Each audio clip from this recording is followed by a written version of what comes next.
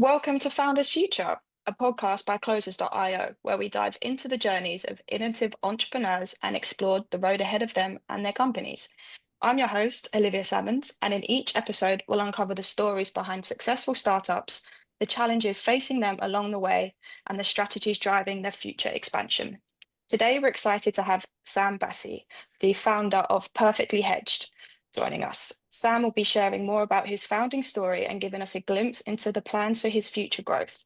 So let's jump straight in. Sam, welcome to Founders Future. Thanks for having me, Olivia. You're very welcome. Happy to have you here. So, can you take us back to the beginning? What specific problem inspired you to start Perfectly Hedged?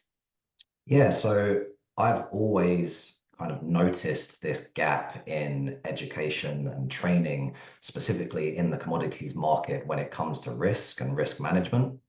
Mm-hmm. And as part of my kind of prior work, I was teaching other employees about risk management and had always wished there was some kind of book or literature that I could use to help me kind of teach these lessons. And while there was a lot of theory based books, there wasn't really anything practical. And so that prompted me to write a book on the subject myself and got some really great feedback from the back of that publication and decided that there may be a bigger gap than I realized and that there may be an opportunity to actually launch a educational platform company. And so kind of took that leap and it's been a really great 18 months.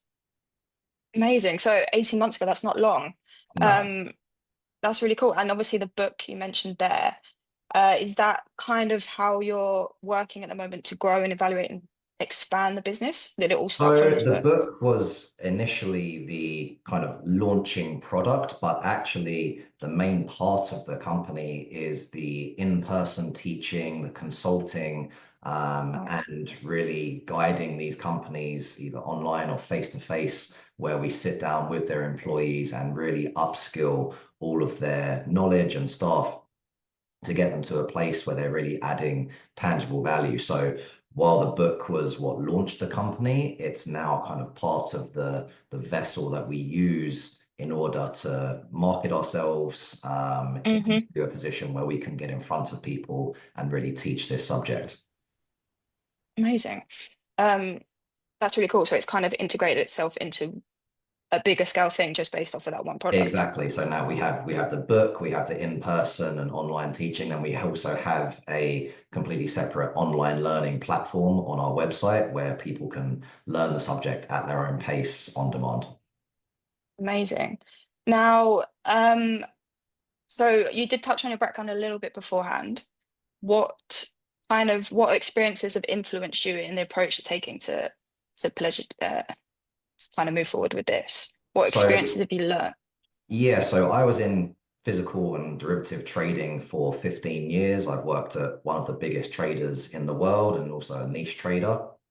And so I had a very wide kind of spectrum view of the industry as a whole. And through that is where I'd noticed that a lot of employees were making the same mistakes. And a lot of Mm, companies just either didn't have the time or the resources to remedy that. And so, given that experience and the ability to kind of use that practical hands-on knowledge to be able to teach and influence the best practices of these companies, that was where I noticed this gap and thought, there could be a chance to build a platform and build a company off the back of that.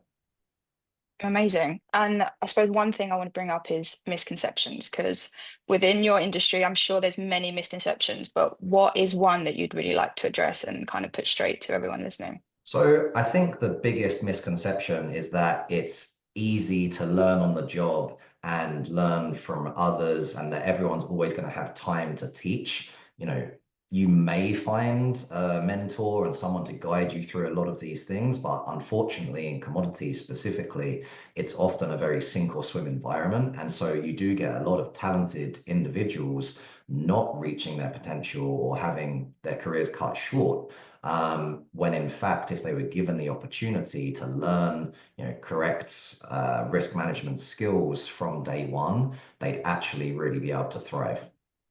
100%. It's all about kind of knowing what you are and what you teach. Exactly. Like a, it's great. So we've touched on a bit of the past. Now, how are you currently acquiring customers? What kind of channels and methods are you using that you found most effective? So I found LinkedIn to be a fantastic platform. Hmm. I took the approach of giving value before we ask for anything. So we set up our company page and we really give a lot of relevant information on LinkedIn to kind of grow the following on LinkedIn. And then off the back of that, obviously with my background in the industry, I did have a lot of links to companies, and I've never burned a bridge, so I've always been able to keep those relationships going. But yeah, LinkedIn has been a great resource in building that platform and building those connections to reach out to people that maybe I didn't have a connection with or I just wouldn't have stumbled upon. I've received a lot of cold outreach off the back of LinkedIn, where Mm. people just approached me and said, "Hey, I saw a post you did that really hit home with us. Would you be able to come in and give an hour or two or a whole course to our staff because we see that relevant information that you're posting and we really think it can make a difference for us." Yeah, I agree. LinkedIn is a great source. I mean, it's just full of people like-minded and looking for the same kind of thing. I think it's really casual and really easy, but it's also a great source of knowledge. Are you currently doing all of this with yourself? So is this Yeah, you so we on your have own in the company? a couple of people that we use to help with the marketing, but I do all of the teaching. Our online stuff is led by me. So yeah, it's me who does the actual content, and then we do utilize some other kind of staff to help in the background.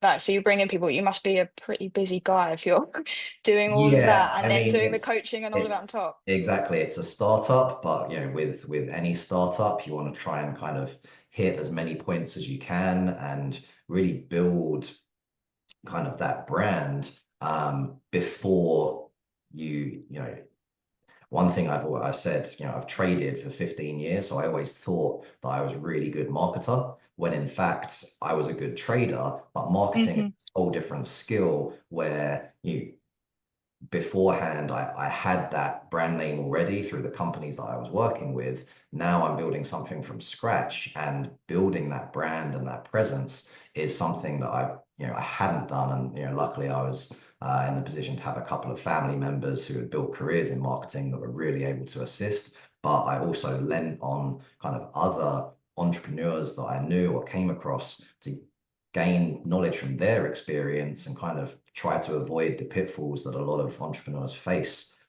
Startups are on a knife edge most of the time. So if you can learn from others and kind of identify your own weaknesses, as painful as that can be sometimes, it really helps kind of in that process of growing. Definitely, and like you touched on the painful as it can be to kind of look at yourself from outside in. I mean, pointing out the weaknesses and seeing where you need to grow, it takes a strong person to be able to look at that and move forward. So what current bottlenecks are you having? What are your struggles at the moment that you would, if you could snap your fingers and that be fixed, where So would you put that? I think the biggest struggle that we have is, you know, one, getting people to realize what they don't know. I think that's often a hard thing for a company to say, okay, this is a weakness of ours. We don't have the people internally to do this, or we do, but it's not worth their time. And using an external source of expertise would really benefit us. The commodities industry, unfortunately, is sometimes a bit stuck in their ways. So getting people to either change their process or change how they approach something can be a bit of a struggle.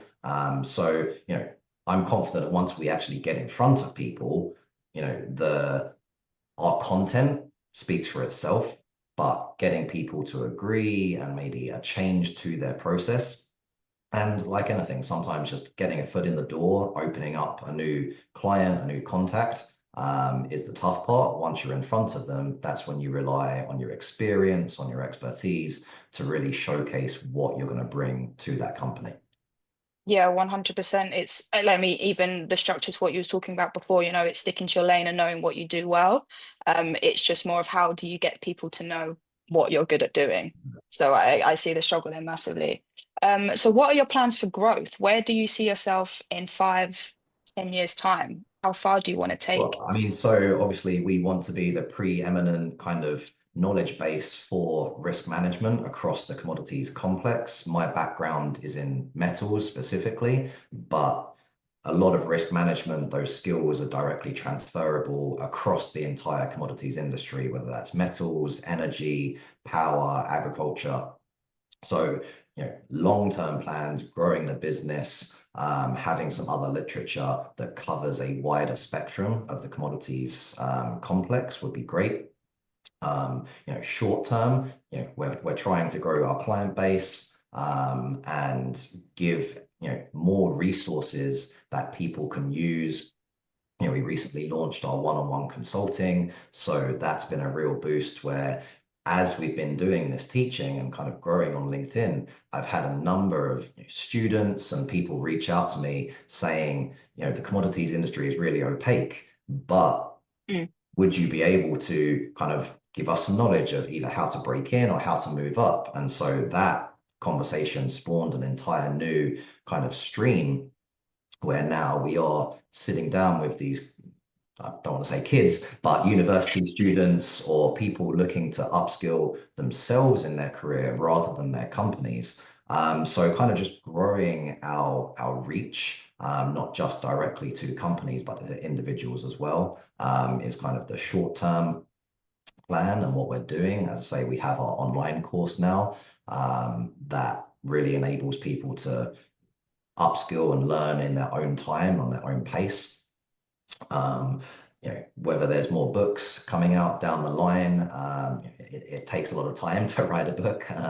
So how much Mm. kind of free time I have to do that is still up in the air. But yeah, I mean, just continue the growth that we've seen over the last 18 months. We couldn't be happier with how we've launched.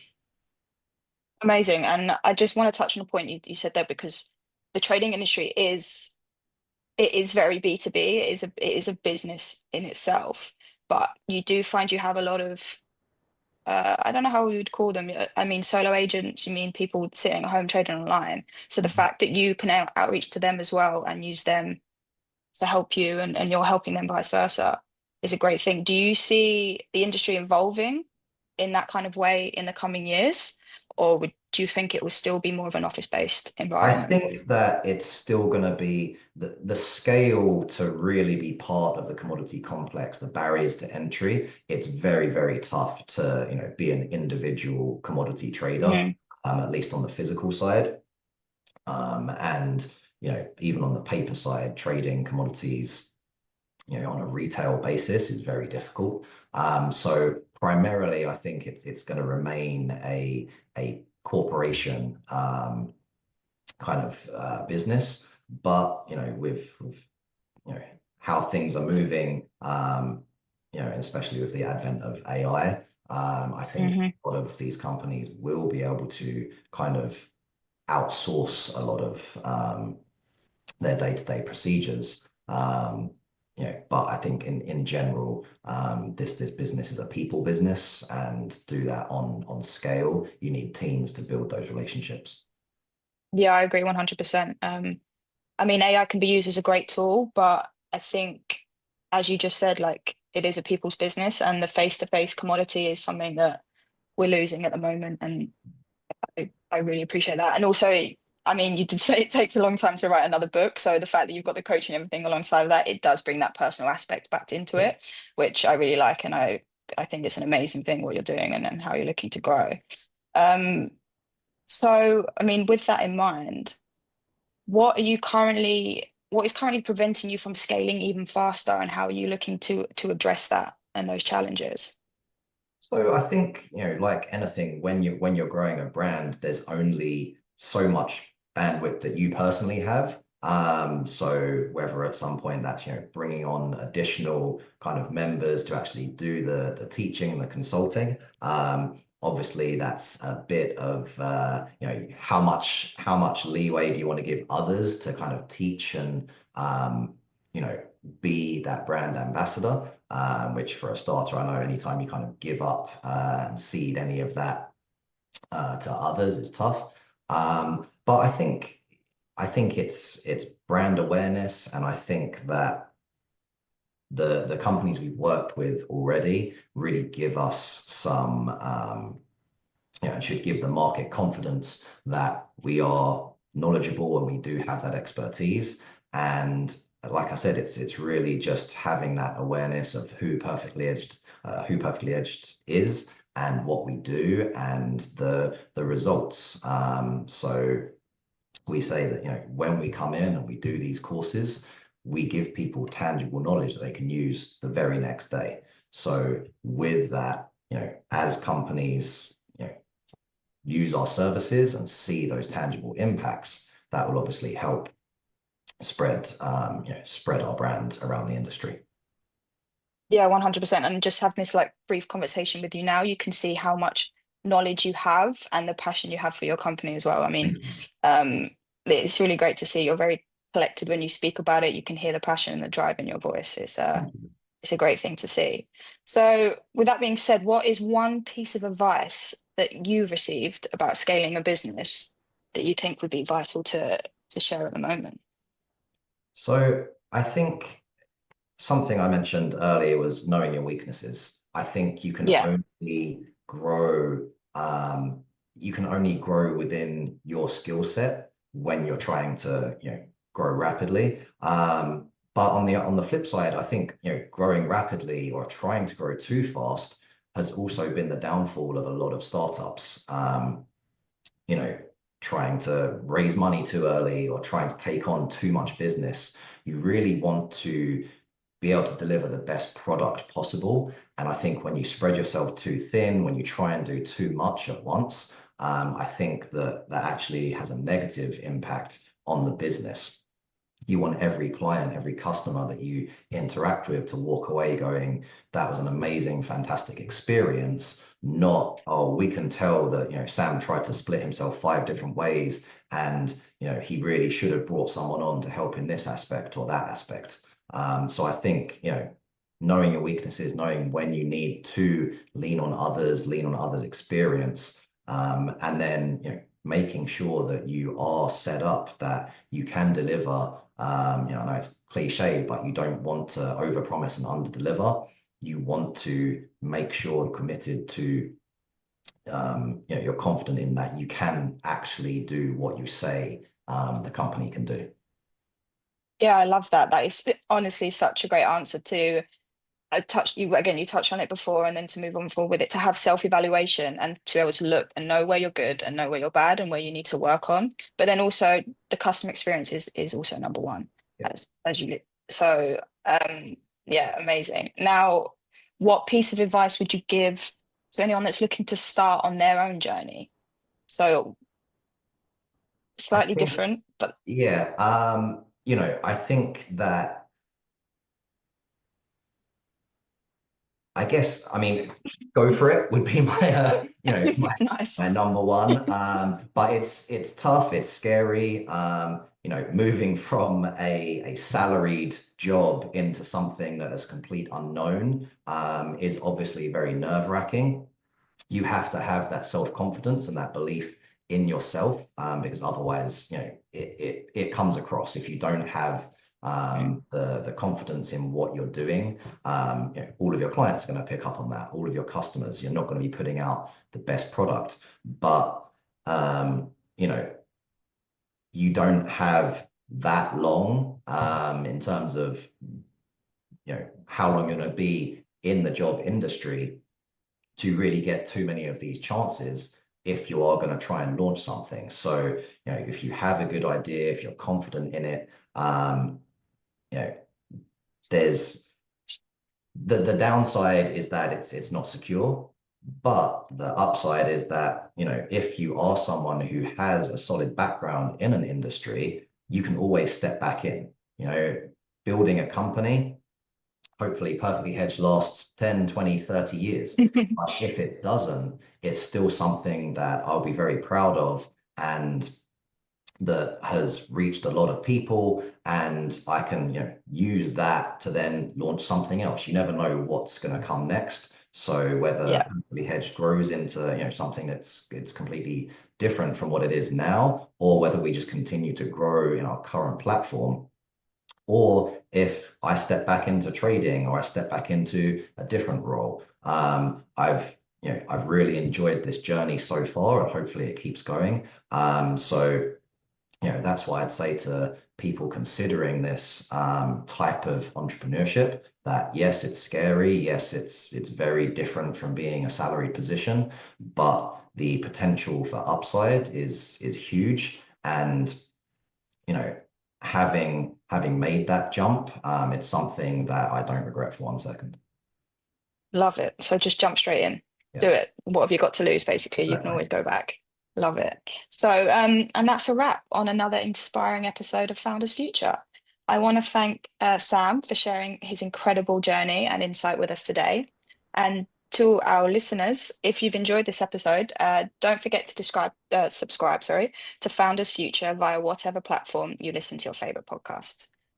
You can also find more resources and insights at closers.io, where we're delighted to help businesses accelerate their sales and marketing efforts through world-class systems and playbook. Until then, keep climbing, and we'll see you on the next one.